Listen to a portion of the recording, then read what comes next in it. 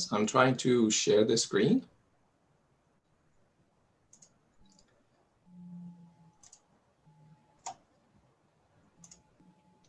Okay, there we are. Good morning, everyone. My name is Reza Mazloum Ferzaghi. I am the TESL Ontario Accreditation Services Manager. It is my pleasure to introduce the presenters of the TESL Ontario Career Booster Forum 2020. Our first presenter is Jesse Black-Allen. Jesse is Program Manager in the English Language Institute at Seneca College. He has taught EAP, English, and TESL in both face-to-face and online modes. He completed an MA in Second Language Education at the University of Toronto. His professional and academic interests include teacher development, leadership, assessment, and technology-enhanced teaching and learning. Our second presenter is Elena Macho. Elena is the coordinator of the Link Home Study program. Elena has conducted workshops on distance education and technology integration for TESL Ontario and Tutela, and supports Link instructors through technology training and curriculum development. And our last presenter, Stephanie Sambu, is an associate dean at Sheridan who leads the School of Communication and Literary Studies. Stephanie has taught in the areas of ESL, English communication, and literature. She has an MA in English Studies and is a PhD candidate at the University of Waterloo. I would like to ask our first presenter, Jesse Black-Allen, to begin his presentation. Thank you.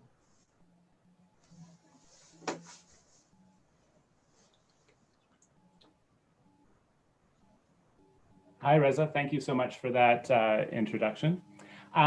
So an important part of my job as an academic manager is to recruit, onboard, train, and support new teachers. My presentation is focused on around three crucial questions that I'm often asked by new teachers and job seekers. First, what are employers looking for? Second, what technology skills, attitudes, experience, training are most valuable? And perhaps most importantly, how is all this changing and what should we expect during these unprecedented times? Okay, so everyone can see my slides, right? The one that says presentation, my presentation. Excellent. Okay, so my presentation is based on survey results, but it's not rigorous research. I have received input from post-secondary English language teaching hiring managers, either from university and college programs and to a lesser extent from private school pathway programs.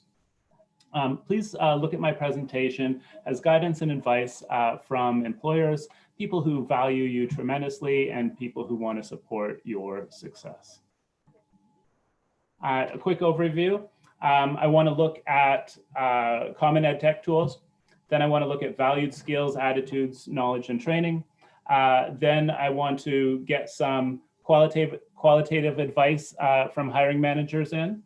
And then I want to consider the changes that are being ushered in by remote teaching during COVID-19.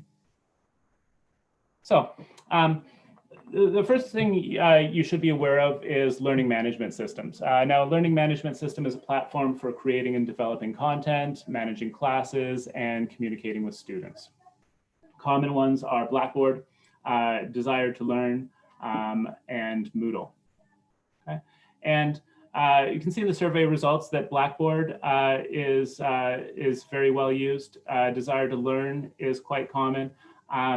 One that I didn't catch in my initial survey, but that was also well represented, is Canvas.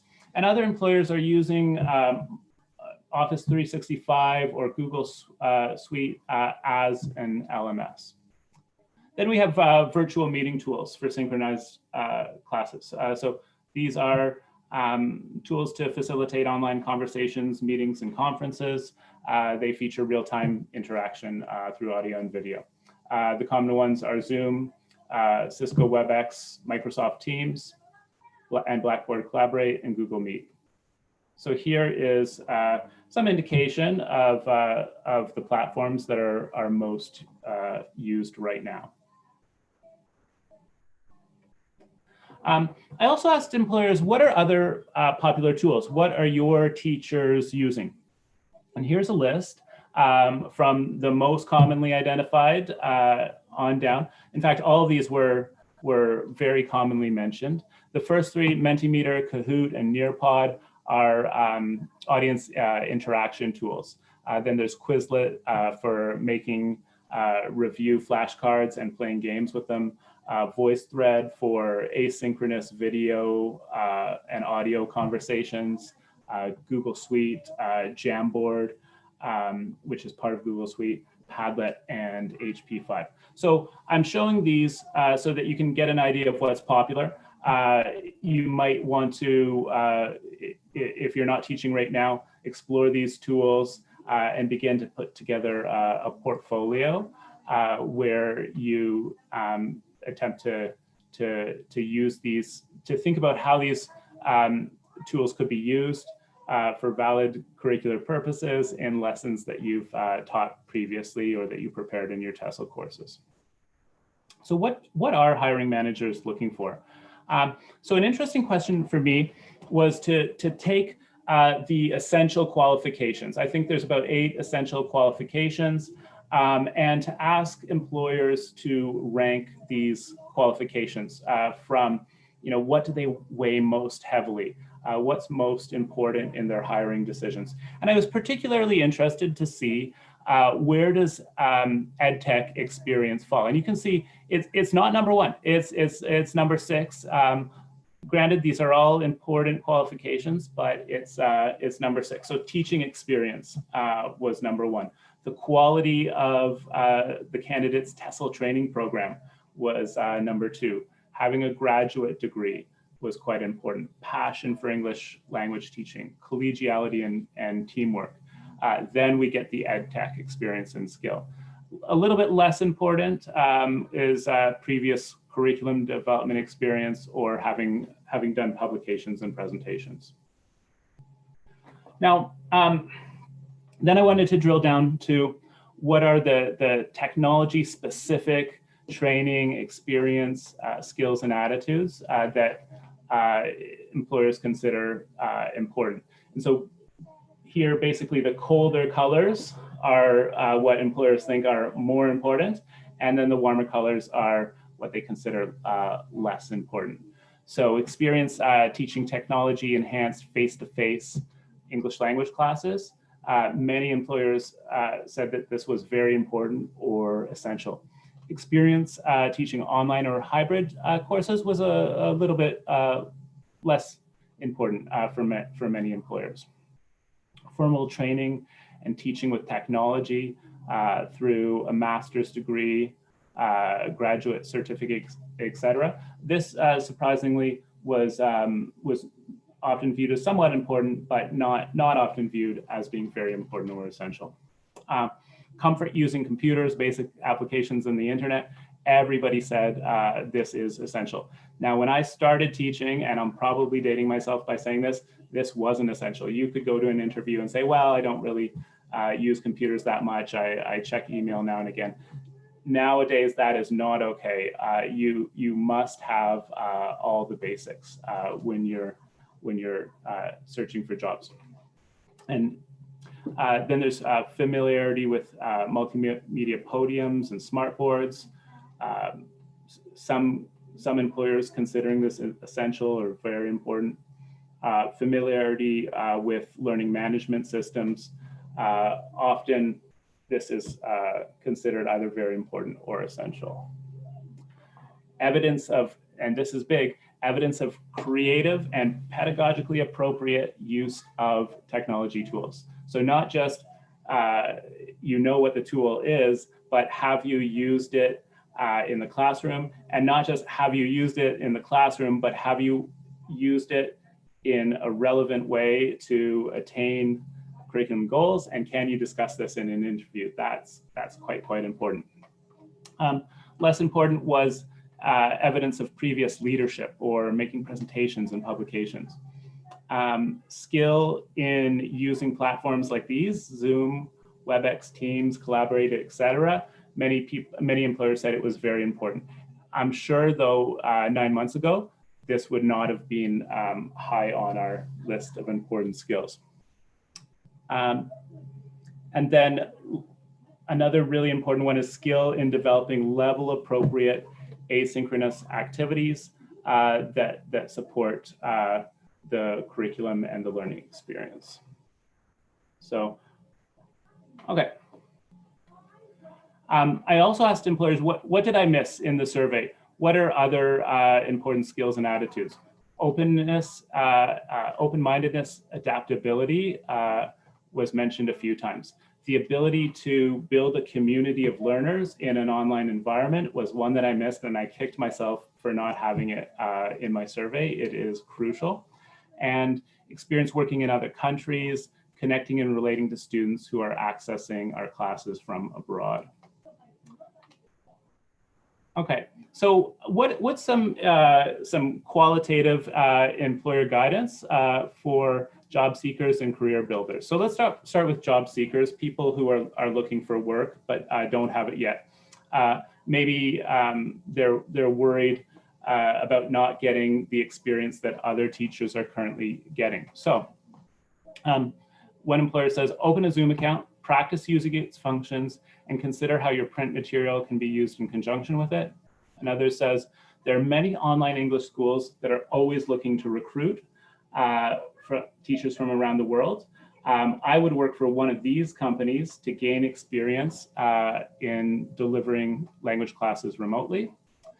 Be open to alternate opportunities. Look for tutoring opportunities, student support in writing centers, library and community center groups. Take an online course like a MOOC and reflect on how you learn in this and what's missing, what the advantages are, and maybe what you would do differently. Then there's advice for current teachers who want to boost their career, who want to get a little bit of edge. So one employer said, learn a new technological skill. For example, creating advanced videos, creating MOOC-like courses, and be able to highlight your work in your interview. Reach out to other colleagues who are passionate about teaching with technology and possibly put together a tech task force at your school. Create a community of practice and share best practices. And here's another quote, what truly distinguishes a teacher from me is the meaningful use of technology in class, be it virtual or face-to-face.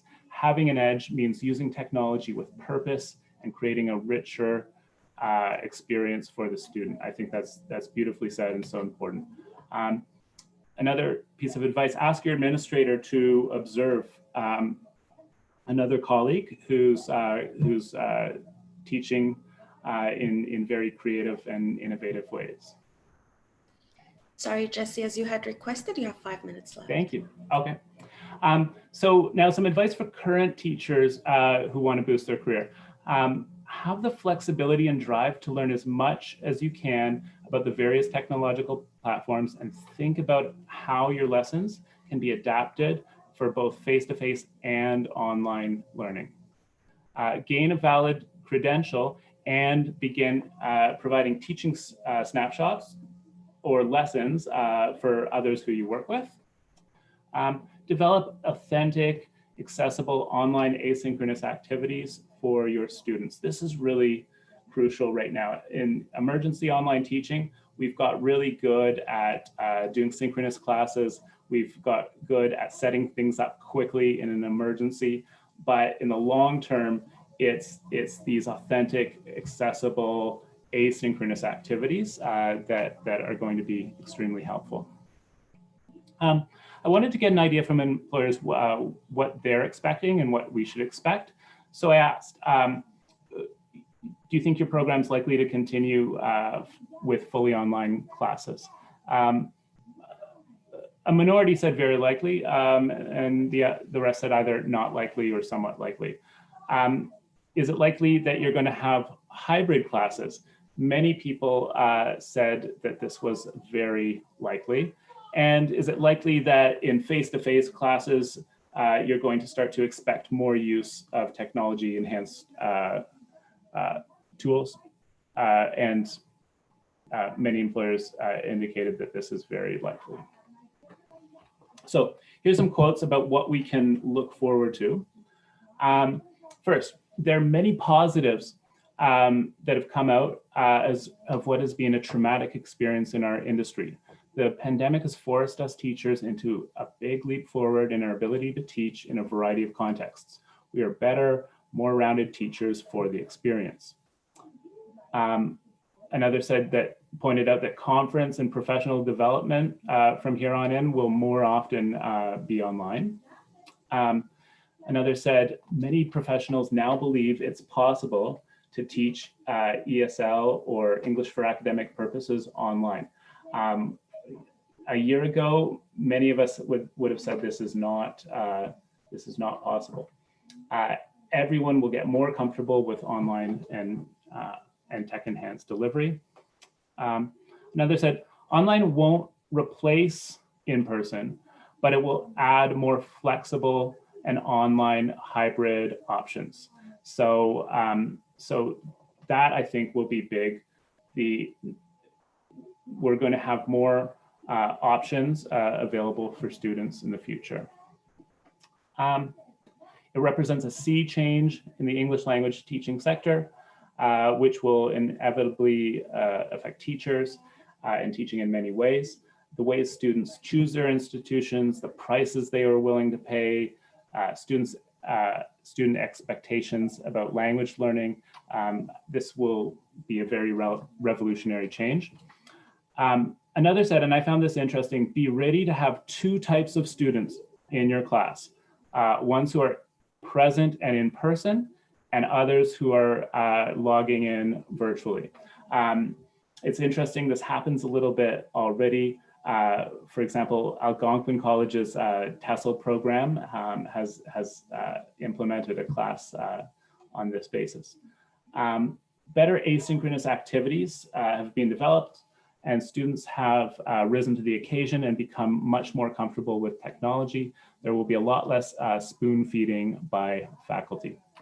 Thank you very much. That's my presentation. I hope I'm on time, and I will share these slides after if you want to review the details. Thank you.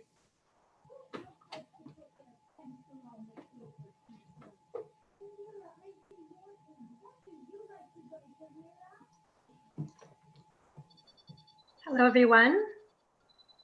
My name is Elena Maggio, and I will be talking to you today about teaching with the Link Home Study program.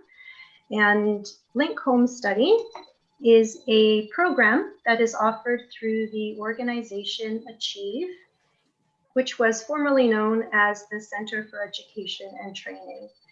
Link Home Study is a program that exists within the Distance Education Department at Achieve, and we have two branches.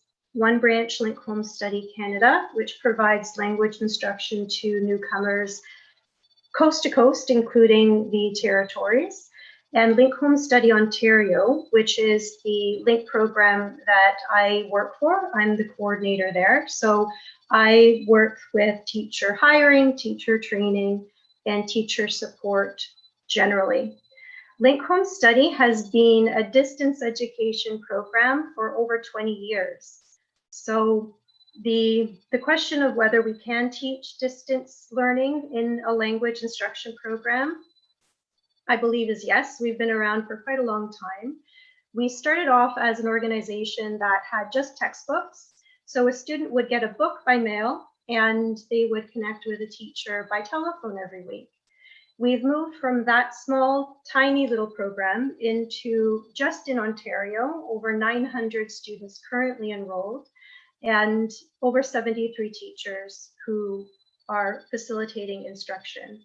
Our students work from home and our teachers work from home.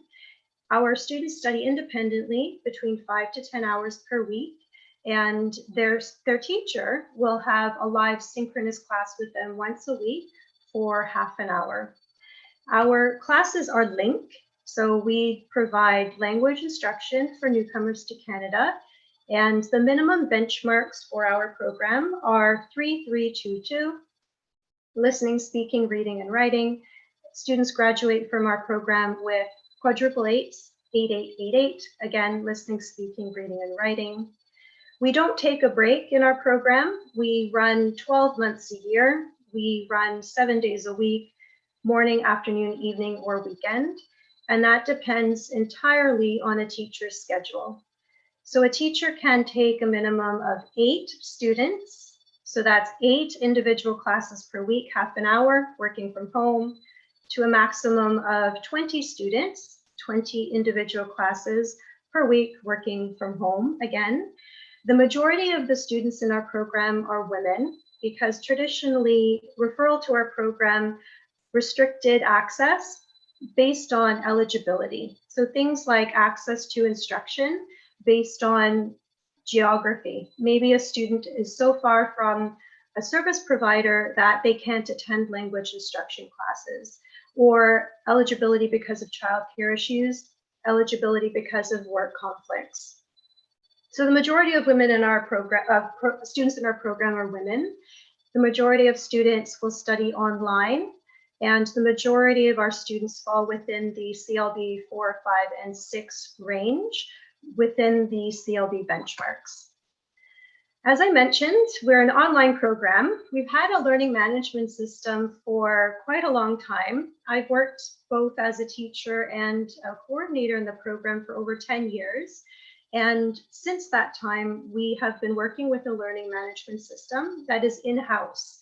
So as referenced earlier, learning management systems like Desire to Learn, D2L, or in some cases now Google Classroom, will help teachers organize and administer their learning. In our case, we have an LMS, and that LMS has a curriculum. Within that curriculum, modules 2 through 7, teachers will facilitate student learning at a distance. Students will study independently. They will log on to their LMS, do their homework, and then teachers will supplement learning plans with task-based learning and task-based assessment. So when it comes to distance learning, we have an infrastructure in place and have had for quite a while to support both the teachers and learning in their language development and language instruction. I've been doing this for quite a while, and I started off as a teacher. I moved into an office position, and I've had the privilege to observe the conditions under which teachers flourish and the type of teacher that flourishes in an exclusively online setting. So we don't do blended, we don't do hybrid, we're only online. And this is not the type of teaching that everyone enjoys. This is not the type of teaching that brings joy to all of us. Maybe those of you now who've had this experience for the past 7-8 months have come to loathe it or come to love it. But there are certain criteria, certain skills, certain personalities that will excel, that will stick it out in the long run and enjoy it, and certain technologies that will help the teacher do that. So this is not our working space anymore. And we are now faced with a reality where we don't have the textbooks to plop down on the student's desk. We don't have a sea of faces looking at us, raising their hand, where we can observe them do their work and do their tests. If this has posed an existential crisis to you at this point, where you don't know if you're coming or going because you've been thrown online, and this is the reality you are prepared for, the new reality is not something that you're comfortable with, then there are a few sort of soft skills or criteria that I would encourage you to nurture and grow if you want to stay in this field, distance learning, distance teaching, but you're looking for those special ingredients that would set you apart. The first for me is the ability to deal with ambiguity. So you are told find out how to use Zoom, figure out how to create an asynchronous task. If that creates a debilitating level of anxiety and stress, then try to work through that and accept that ambiguity will be part of our workspace. Technology will not always work. So you also should be comfortable being a risk taker. Try Zoom, it crashes, try again. If the asynchronous task didn't catch the student's interest and only 1 of 30 students completed it, it was a good try, fail again. But being able to absorb those failures and keep learning from them and moving on is really critical in distance learning, distance teaching. If you were dragged kicking and screaming to an online classroom, you hate it, you're not going to stick around for a very long time. You should have a genuine interest in technology. If it's not technology in general, have a general interest in a tool or a technique, because that will keep you grounded and keep you interested. Being able to work autonomously is essential. My teachers who work with me, they're teaching at 8 o'clock at night for a class, and they can't pick up the phone and ask me a question about admin work. They might work on a Saturday morning and Zoom crashes and they have no tech support. So being able to problem solve, work creatively, work autonomously, ask questions when you need to, but take responsibility and ownership of that teaching space, I think is integral to being able to succeed in teaching. Welcoming change. Our worlds have changed. It's been a seismic shift since what we were teaching a year ago. And if that has caused undue anxiety, then I think adjusting to that even slowly over time is going to be important, but being able to adjust more quickly will help you excel. And as you might have noticed, the workspace just keeps coming. There's no boundary between your work and your home life when you're working from home. And if that's the case with you, being able to shut your computer off, decide to answer an email tomorrow, and create a more profound work-life balance, which is really critical when you're working from home. As mentioned, we don't use technology just because it's fun. We have to decide on a tool, decide on a technology because it's useful and it will further our pedagogical practices. We have to use technology to save time. So as an example, a time-saving tool is Google Forms.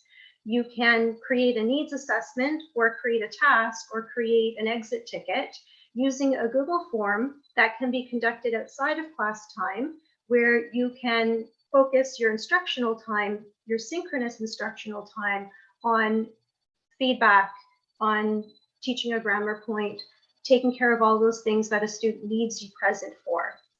Being able to blend the asynchronous and synchronous tools so that you can manage and maximize time. An example of this is Zoom, which is a synchronous tool, and you have me in the space with you and I can teach you, and we can use this tool for speaking. Or we can use an asynchronous tool for speaking where a student engages in speaking tasks using VoiceThread, for example. So you enhance and supplement the in-person live instruction online with asynchronous tools that carry on that instruction, but the student works independently. The need to create communication and connection is absolutely essential. The camaraderie and team building and the sense of collegiality that you would have with your students or your fellow teachers, you need to nurture that and foster that in distance education in a way that is more organic and natural when you have a break room to go to and you just want to chat. Having avenues and opportunity to connect with other teachers, to connect with your students in a more intimate way, technology can do that. It's not ambiguous, it's not a cold tool used appropriately. And lastly, what I think is really, really important is a teacher must have a very good understanding of the privacy and security risks that they expose themselves to and their students to when they choose or select TED Ed tools. An example of this is a teacher who might select an app for a mobile device, a cell phone, or a tablet, where those apps may expose the user to increased privacy breaches. So a teacher needs to be a good digital citizen, have good digital literacy, so that the choices they're making when selecting technology for their teaching are choices that are going to maximize and protect student privacy and security. So this is a question I always get, am I hiring? Link Home Study is actually hiring. So fortuitously, anyone who's interested can log on to the Achieve website because we have a posting. And the criteria that we have when we do have a post are the following. What are the qualifications? TESL Ontario certification is essential. We need teachers who are TESL certified. We need teachers who have a good understanding of the CLBs. We are Link instructors, so federal funding comes to us, and our content, our curriculum, our lesson delivery relies on the implementation and integration of the CLBs, the Canadian language benchmarks. Our teachers should have a good understanding of Link and have experience in Link because Link students have specific language or settlement needs that are different from EAP students, different from students who are in workplace integration programs. So having a sense of the needs of settlement needs of learners is really important to student satisfaction and goals. The ability to use technology is without question not negotiable. So it's not, can I take this paper and can I convert it to an online tool? It is, can I go digital? And then lastly, you have to have a passion for teaching. So in the past, I have offered information interviews for teachers who would like more direction, more advice, more feedback on how to get online in a distance education program and the technology needed.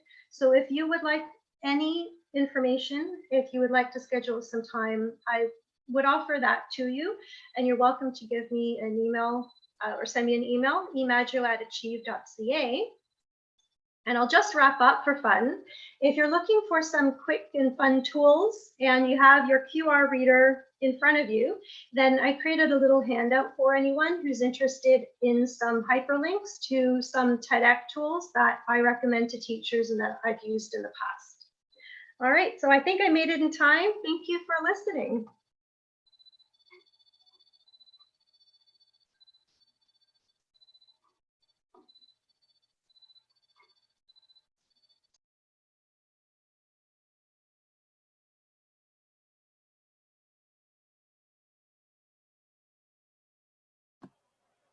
Can you see my screen?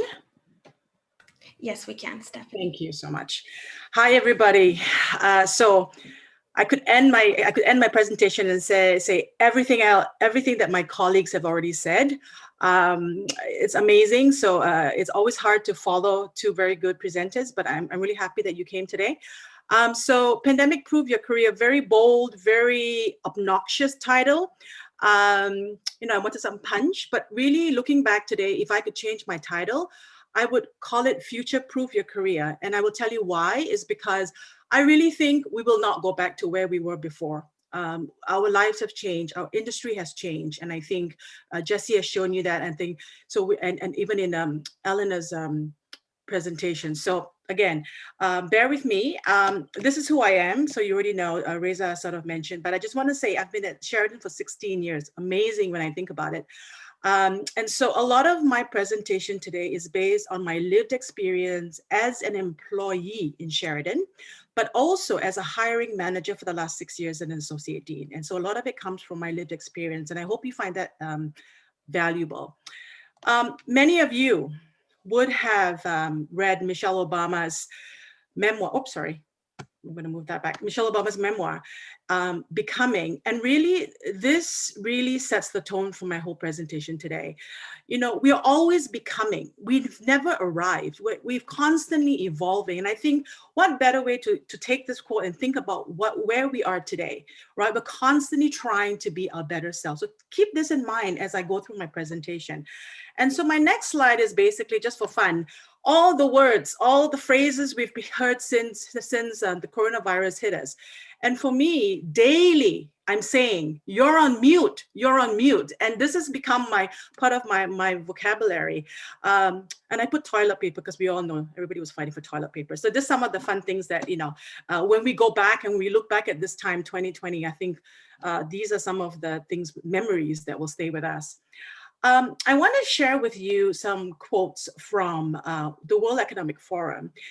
And what they say here is really interesting, that this virus has actually become the disruption that we really need to really get us to rethink how we educate, question what we teach, and what are we really preparing our students for, right? So it really has made us really relook at our syllabus, our programs, and distill what are the important things that our students need to survive and to carry on and to go into a new world of work that is totally different from what we have experienced the last how many years. Another quote that I think is really important is Deloitte. So Deloitte does a really good a report, and it talks about the shelf life of a learned skill is now about 5 years. So think about that, right? Whatever you learn lasts about 5 years, and then something new comes about. So think of your iPhone, right? How many iterations of iPhone have we had? And the sustainable capabilities that are portable and transferable between many occupations will pass the test of the duration. So think about it. So what are the transferable skills that you can use, not only in this education field, but in other fields? So this is where we need to really think. Another report, the top skills are critical thinking, analysis, problem solving skills in self-management, active learning, resilience, stress tolerance, flexibility, all the things that my colleagues have already mentioned. So this is from the Future of Jobs report 2020. They have a report every year. It's very interesting if you can find it. It just tells you about the world of work and how the world is actually evolving. So how has the world of work transformed? And many of you probably have the similar experiences, but I'm just going to enumerate it here. First of all, the telepresence revolution. Okay, so telemedicine, we had this it started a long time ago, but now you have consults, phone consults with your doctors, Zoom meetings. The whole telepresence revolution has really affected retail, restaurants, we all know that. So life has changed. Uptick in self-entrepreneurship. So the gig economy, right? People are looking at a portfolio of multiple jobs. People who have full-time jobs have side hustles, maybe. You've become consultants. So we see a lot of this happening right now. It was already happening, but now more so. Mental health awareness. So we know mental health is now top of mind. And there's a report that came out that many people have had a lot of mental health issues. Our students have actually reported that. And this is also because for all of us working from home, the lines between work and personal lives have blurred. Honestly, when I started going remote in March, I used to work like till 9, 10 o'clock, and I was like, I have to stop this. It was not good for my mental health. And so at Sheridan, we've had meetingless Fridays, wellness Wednesdays, and also we have the Well series. So the Well series is a series that we created for our teachers called Teach Well, and for the students called Learn Well, and then Thrive Well. So we have been paying a lot of attention on mental health. And next thing is diversity and inclusion. Lots and lots of conversations since what happened down south to George Floyd, right? EDI. And I just looked at some of the job postings, a lot of postings for EDI consultants. And you look at the Black North Initiative, why I put it in is a couple of institutions have signed on. So Sheridan has signed on to this initiative. And basically what we commit is to hiring more underrepresented employees, right? And we've also looked a lot at social justice practices in teaching. So just some of the ways I think the world of work has transformed. And maybe it was already transforming, but now more pronounced. So what has the pandemic taught me personally? It is a disruptor for sure, but an accelerant for change. Technology rules, have you heard that? Transferable skills matter, and networking. So I'm going to go into each of these points. So how has COVID-19 been an accelerant for me personally? I'm still becoming. I have so many firsts. So presenting virtually today It's kind of a first for me because I've always used to present in person in one of the hotels in Toronto, right? I actually conceived and organized with a group of people Sheridan's first ever virtual academic integrity forum in September this year. And we had over 70 people come, and it was actually on Microsoft Teams. We didn't know what we were doing, and all we did was trial and error, and we learned, and it was a success. So it was quite fun, and I really felt really proud of it. I've learned to build a micro-credential program for newcomers, and I've worked with the continuing education group at Sheridan. And so for many of you, micro-credentials are short programs that help people give them skills that they need. So this program that I built was more about career for newcomers, and it was a 3-week program. So each module was 1 week long, and people could pick either do 1 week or 2 weeks or all 3 modules. And if they did all 3, they would get a recognition of achievement from Sheridan. I have had to learn how to lead and build my community because I'm an extrovert, and I love being with people, and I always have phone chat. I always have coffee chats with my faculty. We have meetings, and now I had to learn how to do this in an online virtual environment. It was very, very difficult. I'm still learning, but I think we've managed to make some headway. And for my programs, we had to pivot very quickly to eCore. eCore is campus, I think it's free online materials that you can go on eCampus Ontario, and you can sort of put a course back together, and e-textbooks.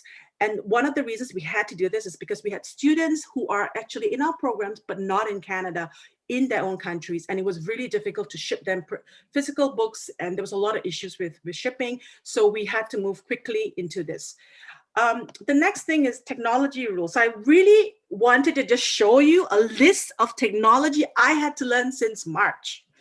And honestly, when I look back, I'm pretty proud of myself. Like, that is a lot of stuff we had to learn. And the latest I just learned, which I was in yesterday, was Verbella. So Verbella is the virtual tour system that the Ontario Colleges virtual tour fair. So I was just on it, and we had to build avatars and sort of figure out and how to speak to students, and it's quite interesting. So some of the things I've learned, which is actually quite a lot when I look at it, but I'm pretty proud of it. Next thing. What are the transferable portable skills? And I'm going to just share with you a couple. Resilience, I think both my colleagues mentioned that. So do you fight, flight, or freeze? How do you deal with uncertainty and stress, right? Are you flexible? Can you adapt? Are you agile? The next thing is creativity. So Sheridan was very lucky in February this year to actually welcome Ron Bagetto from Arizona State University. And he was so inspiring because he said, uncertainty is when creativity comes alive. And during this pandemic now, we're all uncertain. We don't know what's going to happen tomorrow, the day after tomorrow. But because if you look at the human history, whenever we are faced with uncertainty and we have to survive, human beings have become very creative. We've thought outside the box. So this is one of the skills I think we need to really, and we prove at Sheridan, we have courses on creativity. So creativity is not, you're not born with it, you can nurture it. So we believe we can actually teach people to be creative. The next thing is, the leadership. And this is something that I think people need to remember. You don't have to have a title or a corner office to be a leader. You can be a leader where you are. If your actions inspire other people to do more, to become more, you're already a leader. And this is what a skill I think every industry values, right? Are you a leader? Are you a follower? Or are you a leader? And I think we need to think about, I think all of us are leaders in our own right. And so we need to figure out how we can actually build and cultivate that skill. And the last one is active learning. So are you curious to know and learn more? Or are you just going to sit back and go, you know what, I've been in this thing for 20 years. I don't need to know anything anymore. And I think if you think of what the quote of becoming, we are always moving, we're always learning. And that is the kind of mindset we need to be active learners, to be lifelong learners, right? To go beyond our field. And so next thing. Just a quick heads up that you have 3 to 4 minutes left. Oh my God, okay. Networking. So start networking before you need it. Build genuine relationships. Don't wait until you need a job, okay? What value can you bring to your network? Okay, so what can you think of helping the people that you network with? Curate your social presence, very, very important. Create a network to help others. So generosity is an attractive quality. Never dismiss anyone as unimportant. You never know when how this person can help you in your career. Follow up and follow through, right? So, if people can trust you in the small things, then they know they can trust you in the bigger things, right? So if you say you're going to do something, do it. Believe in the power of networking and the power of reciprocity. We're human beings. You help me, I help you. Very, very human, right? And so think about how you can help people, and then people will help you. Continue to expand your network outside of your field. I have friends outside of education, I know, in advertising and business, and I keep in touch with them because they tell me what's happening in the industry. It really helps me. And building a network means you also build your creative intelligence, but you also build a community of practice. You build relationships, right? And I think this is really important. People really downplay the whole idea of networking, and I think we really need to focus on this piece. So what can you do? These are some of the things you can do, right? Learn something new weekly, monthly, as Elena said, bit by bit. Don't kill yourself. Learn something new every day or every week. What are your strengths? Look beyond your discipline, right? You can be, so a very good example in our field is Patrice Palmer. I think many of you know her, and she's phenomenal. She's now carved aside this whole self-care teacher manual for herself. She was a teacher for 25 years in ESL, but she's moved out of that, and that's amazing. So be the architect of your career. Mental health awareness. Be careful, right? What you consume physically, emotionally, and mentally. There's so much out there that is negative, right? We need to keep everything, we need to curate whatever we are consuming, and that really affects our mental health and awareness. And diversity and inclusion. This is really important. Educate yourself, read books. There's so many books. So for example, White Fragility, Robin DiAngelo, How to Be an Anti-Racist, Ibram Kendi, The New Jim Crow, Michelle Alexander. There's so many things. I've been reading a lot. Join an online group. So I've joined a diversity and inclusion online group on LinkedIn. It's very interesting. Learn another culture. Just get involved and network. That is my advice to you. So basically, trust the wait, embrace the uncertainty, and enjoy the beauty of becoming. We are constantly becoming. We're not perfect. We'll never be perfect. But you know what? We can evolve and we can learn. Thank you. Excellent. Thank you so much, Stephanie and Elena and Jesse, for the informative presentations. We can now move on to the Q&A session, and I see most of the questions were for Achieve and Elena, and they have been answered by Elena. So Elena, I was thinking maybe we can give you a few more minutes if you wanted to address anything else that you wanted to address with regards to the questions. I have very poor short-term memory, but I think a few of the questions were related to the hiring process. There were some interesting questions related to digital citizenship, and I'm happy that caught on with a few teachers. I'm always happy and willing to share my resources if you just wanted to give me a quick email. But one of the resources I found interesting recently was a resource called the Digital Citizenship Wheel. And it was developed in the EU, and it divides our digital identities into different aspects. So we are consumers, we are entrepreneurs, we are people who use social media. So understanding our identities online in these different categories, I thought was an interesting take on it. So setting that aside, digital citizenship, if you're interested, our hiring process is in 3 stages. Once an applicant applies, we do initial phone screening, a practical test where I get you to use technology, and a panel interview. After those 3 stages are passed successfully, then we would offer an applicant a position.